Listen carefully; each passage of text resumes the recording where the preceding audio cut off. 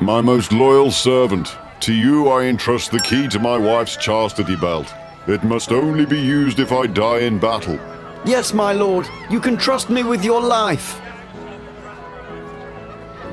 My lord! My lord! What is it? You've given me the wrong key.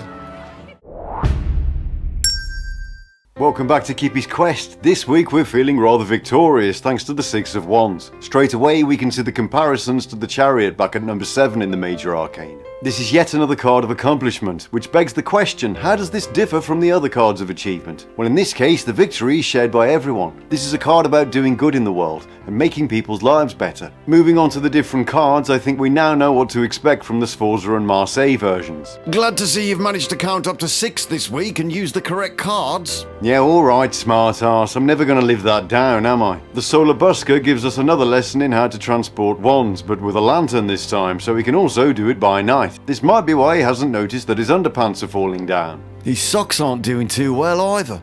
Yeah, there are some serious concerns regarding underwear and hosiery on this one.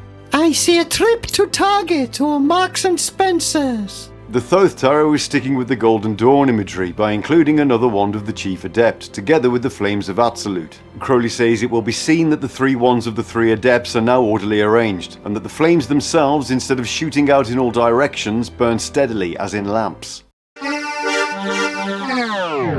Moreover, the generations operate effectively only with the help of the animating principle, which must be presented to this world, represented by the 6, the number of clubs depicted on this card.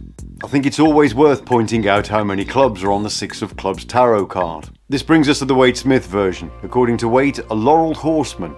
Laureled?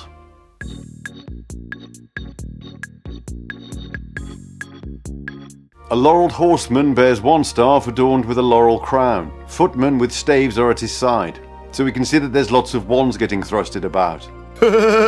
This is the classic image of the hero being cheered on by his adoring crowd. Now there's 2 ways of looking at that. Either he's on his way to some major challenge, or he's returning victorious from some incredible feat, like killing a dragon or defrosting the freezer. The Hermetic title for the Six of Wands is Lord of Victory. No argument from the Thoth deck this time. It's victory as far as the eye can see. In this case, we're talking about a victory that benefits everyone involved, with joy and optimism all around. This suggests an element of leadership in the card, as in the figure leading the people to victory. It's also a card of recognition and self-assurance. Rachel Pollack says 6s deal with communication and gifts. Here it is the fire belief in life that wands give to the people around them.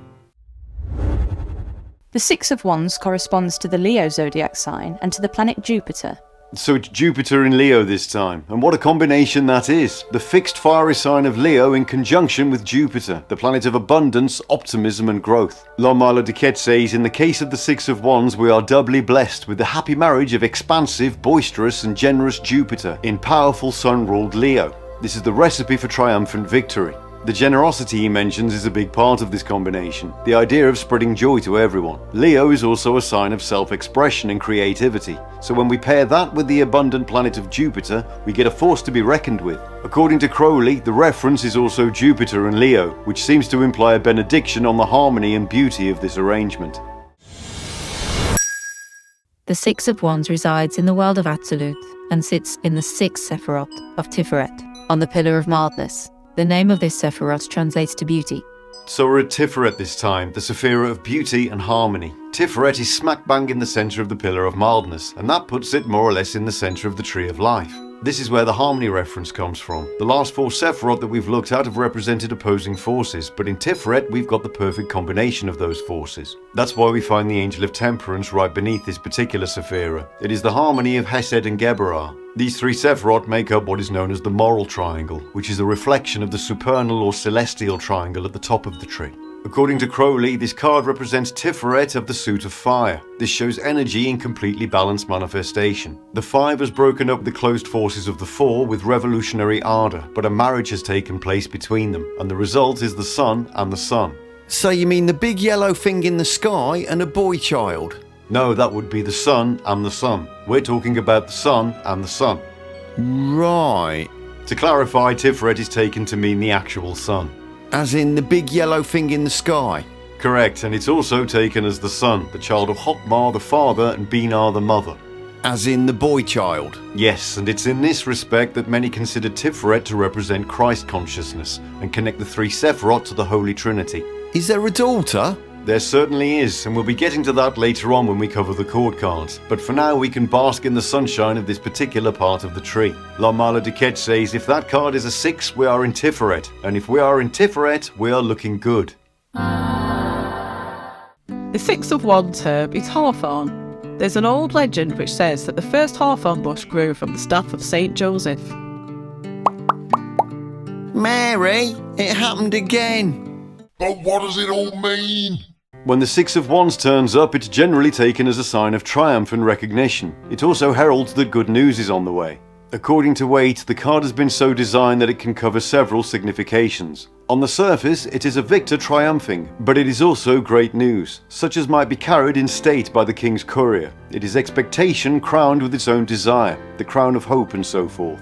I'm particularly drawn to that line of expectation being crowned with its own desire. This speaks of the idea that we can be so filled with confidence that success is guaranteed. We always think of a self-fulfilling prophecy as being a bad thing, but it doesn't have to be. What if we prophesy something amazing? I shall win a year's supply of turnips. Dream no small dreams. Anyway, optimism is the order of the day. Rachel Pollack says he's assuming victory. Optimism produces the very success it desires and expects. Be careful not to entrust your correspondence henceforth to the unfaithful courier to whom you have delivered a letter for a very amiable lady. Do you know, I was just about to do that very thing. When reading for a young person, this card warns him that an acquaintance of his is trying to do him a disservice. Sounds like you need to be on the lookout for acquaintances. If the spread is read for a young lady, this card warns her to beware of an acquaintance who has made her illegitimate and who has been trying to deceive her the last 8 days.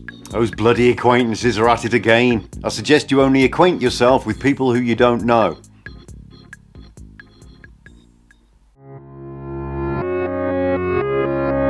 When the Six of Wands appears upside down, it can be taken that confidence has flown away to be replaced by doubt and suspicion. Waite talks about apprehension, fear, as of a victorious enemy at the gate, treachery, disloyalty, as of gates being open to the enemy, also indefinite delay. An inflated ego can be another meaning, the cheers of the crowd causing one to become cocky and self-important. This can lead to misplaced confidence and a tendency to look down on and even mistrust the very people who've helped along the way. When this tarot is presented in the reverse, it warns whoever consults that he will wait a long time for what he wants. Number 46, your donut is ready.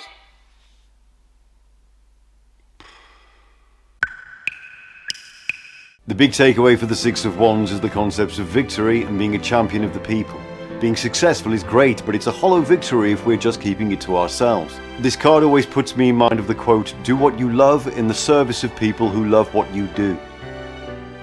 Thank you once again for joining us on Kippy's Quest. May the coming days bring you triumph, recognition, and the optimism to like this video and subscribe to our channel. Until next time.